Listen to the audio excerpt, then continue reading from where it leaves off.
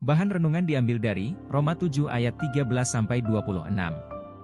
Ayat emas, Roma 7 ayat 22-23. Sebab di dalam batinku aku suka akan hukum Allah, tetapi di dalam anggota-anggota tubuhku aku melihat hukum lain yang berjuang melawan hukum akal budiku dan membuat aku menjadi tawanan hukum dosa yang ada di dalam anggota-anggota tubuhku.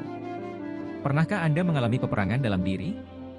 Misalnya, dalam batin Anda sebenarnya tidak mau berbohong, tetapi keadaan memaksa Anda berbohong juga.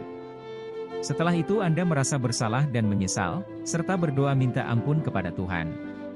Peperangan rohani di dalam diri akan berlangsung sepanjang hidup, sampai kita meninggal dan berjumpa Tuhan di surga. Peperangan rohani terjadi antara manusia ciptaan baru dalam Kristus dengan manusia lama. Dalam perikop bacaan, Rasul Paulus menggambarkan perjuangan batin manusia dengan hukum Tuhan. Ia menjelaskan bahwa meskipun hukum itu sendiri kudus, manusia berdosa cenderung melawan kehendak Tuhan. Dalam pengalaman pribadi Paulus, ia merasa terperangkap dalam konflik antara keinginan untuk melakukan yang baik dan dorongan dosa yang terus berkecamuk.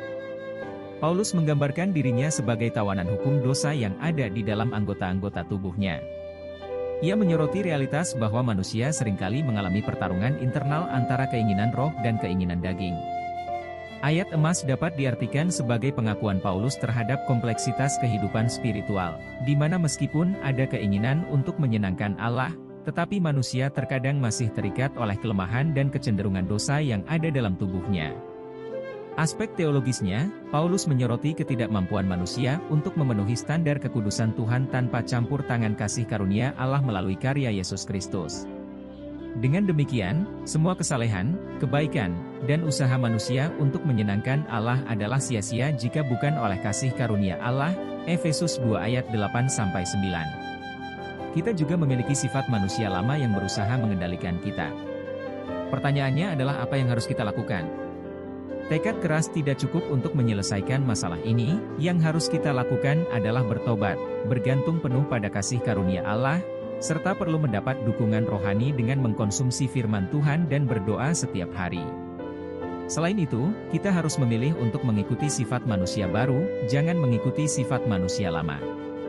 Jadi, andalkanlah Tuhan dan pahami bahwa hanya melalui Yesus Kristus kita dapat memperoleh kemenangan atas dosa, sambil meresapi kebutuhan akan pertobatan dan pertolongan rohani dalam perjalanan iman kita. Refleksi diri. 1. Bagaimana cara Anda mengenali konflik batin antara keinginan daging dan keinginan roh dalam keseharian? Bagaimana Anda dapat mengarahkannya dengan bijaksana? 2. Bagaimana Anda dapat memahami pentingnya pengakuan atas kelemahan dan dosa-dosa Anda?